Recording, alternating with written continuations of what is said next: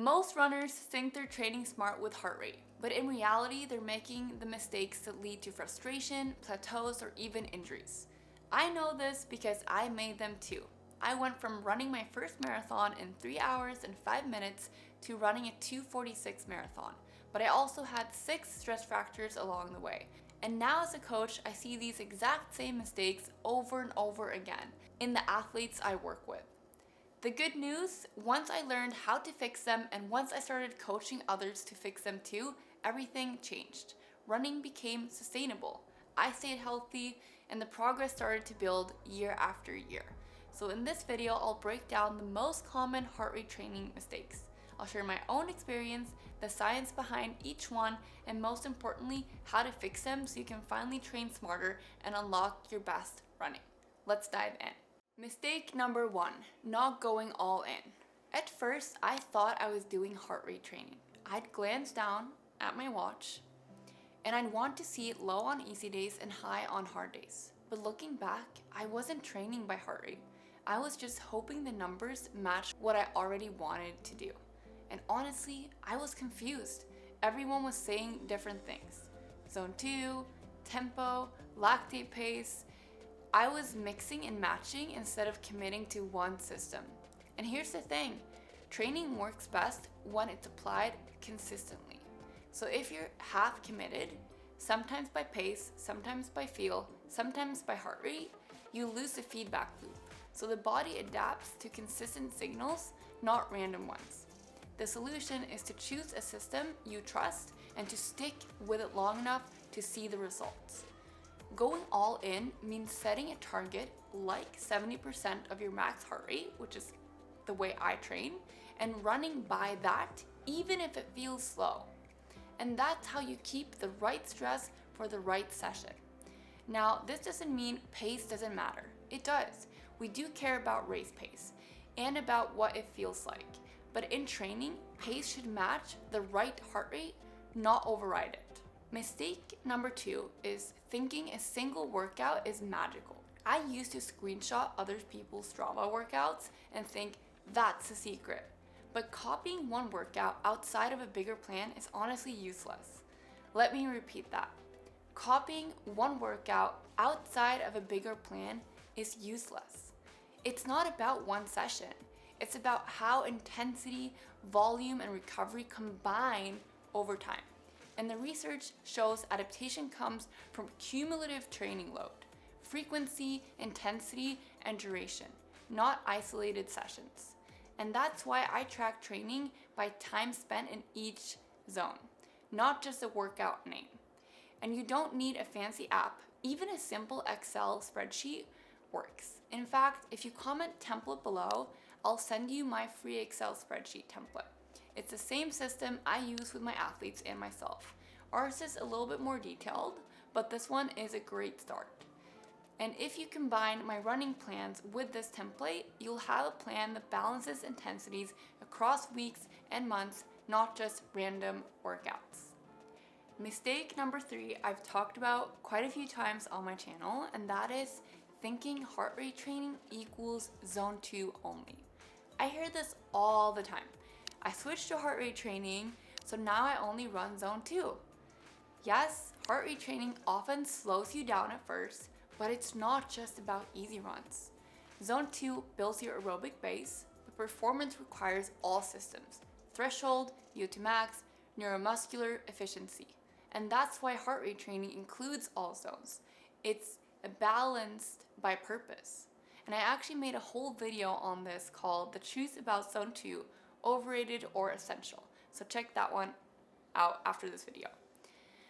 The solution is to use heart rate to manage all intensities. Easy runs easy, threshold controlled, and recovery monitored. The point is balance, not running slow forever. Mistake number 4 is forcing pace instead of respecting heart rate.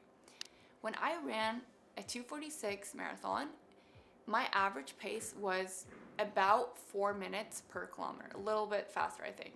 So in workouts, I told myself, I can't run intervals slower than that. That's weak. But in the heat or when I was tired, my heart rate was too high. and I ignored it. I forced the pace, and that's how I got injured. And the truth is that pace is an output. Heart rate is a measure of internal load. Forcing pace when heart rate is elevated leads to more stress than intended. So over time, that leads to maladaptation or injury. And the solution is to respect heart rate first.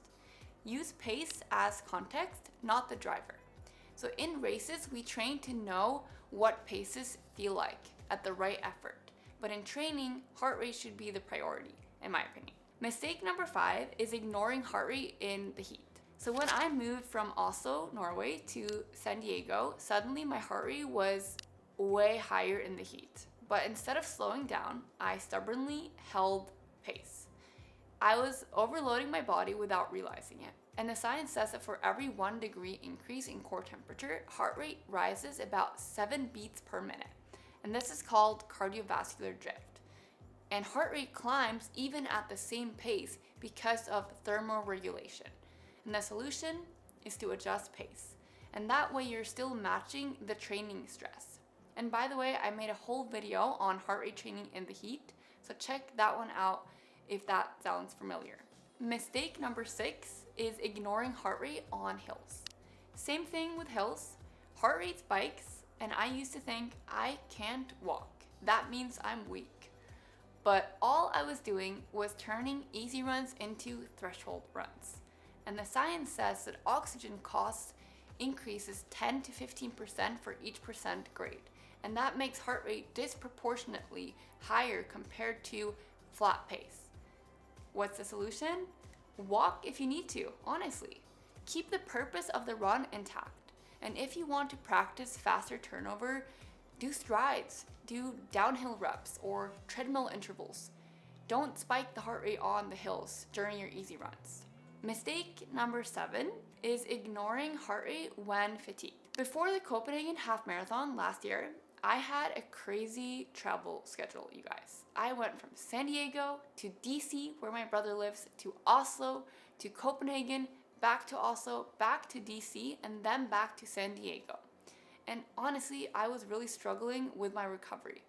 Every run just started to feel more and more awful, and heart rate was sky high at easy paces, and my resting heart rate was elevated, and I felt tired even on rest days. And what happened was what my coach called formsvikt. And basically this just means I lost my fitness and I had to rebuild from the ground up. And that is extremely frustrating if you've been in that situation. Basically, I wasn't following my own advice back then to adjust when heart rate was high, and I paid the price. The science shows that persistent high heart rate during easy runs and an elevated resting heart rate are markers of overreaching. That's your body signaling overload. So don't ignore it. If heart rate is consistently high, it's not your watch that's broken. It's your body asking for recovery. I get a lot of questions on Instagram about this, people who have consistently a high heart rate. And if this is you, especially if it hasn't always been like this, please listen, adjust, and rebuild. Mistake number 8 is comparing heart rate to others. I used to compare my zones to friends. They'd say, oh, my zone is 150, and I think mine should be too. But zones are personal. Heart rate is personal. And it's actually crazy how different my athlete zones are. Someone with a low max heart rate thinks they're not pushing hard enough, and someone with a high heart rate worries that something is wrong with their heart.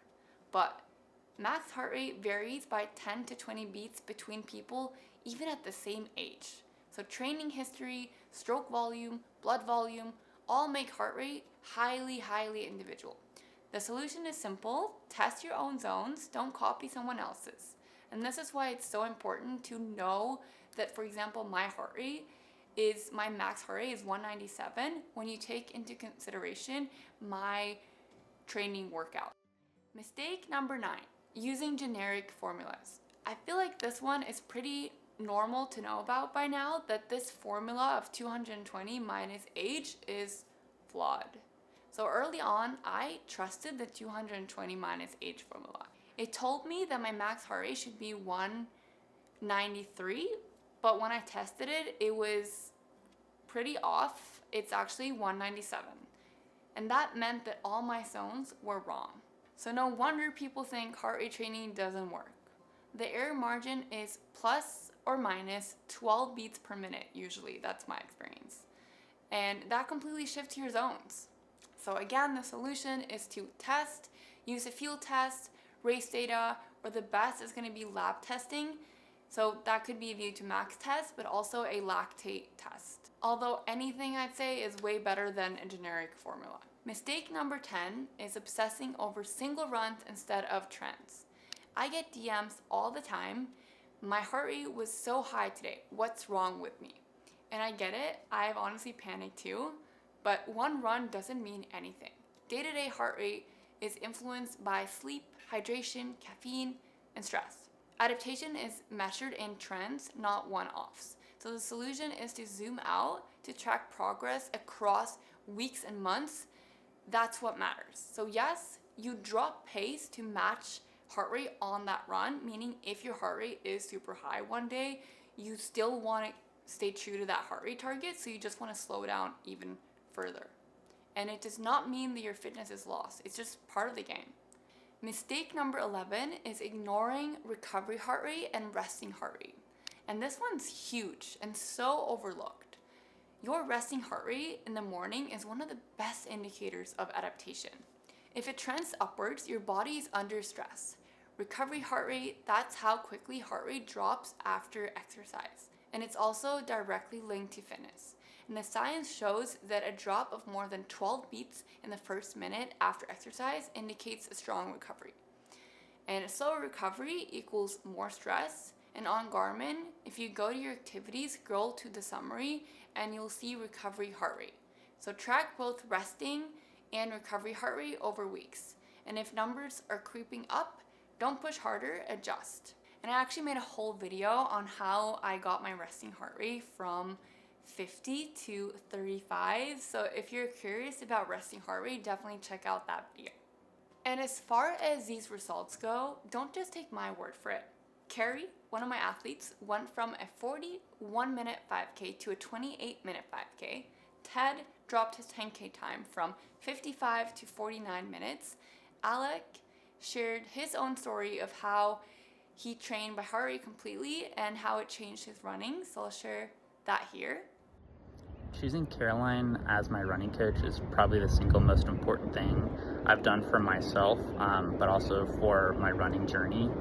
I started running about a year and a half ago. I decided to do the Couch to 5K program on a whim. Finished that, was running for a few months after, but I didn't have a goal, I didn't have a plan. I was just going about it pretty aimlessly, and it was so obvious how my progress began to plateau. And that's when I decided to reach out to Karoline and give heart rate based training a try. And just after 3 to 4 months of following the personalized running plan that she created for me, I took my 5K time down from right around 37 minutes to just below 30 minutes. And if you do make the decision to start working with Karoline, it'll be so evident to you how much thought and energy she puts into each one of her athletes and to ensure success for them. And Leonard told me that for the first time ever, I trained for a marathon without injury. My heart rate got lower, my pace got faster, and I finally felt like I knew how to train properly. And this is the power of training smart. So those are the most common heart rate training mistakes and how to fix them. Heart rate training isn't about running slow forever, it's about managing intensity, personalizing your training, and building consistent, sustainable progress that lasts year after year. And if you want to train this way, check out my heart rate based training plans, link below. They already balance intensity, volume, and recovery, so you don't have to guess. Because honestly, people don't do this right. And if you want to go deeper, check out my heart rate training playlist right here. And let me know in the comments which mistake have you made and what video should I make next. Thank you so much for watching, and remember, train smarter, not harder. See you next Friday.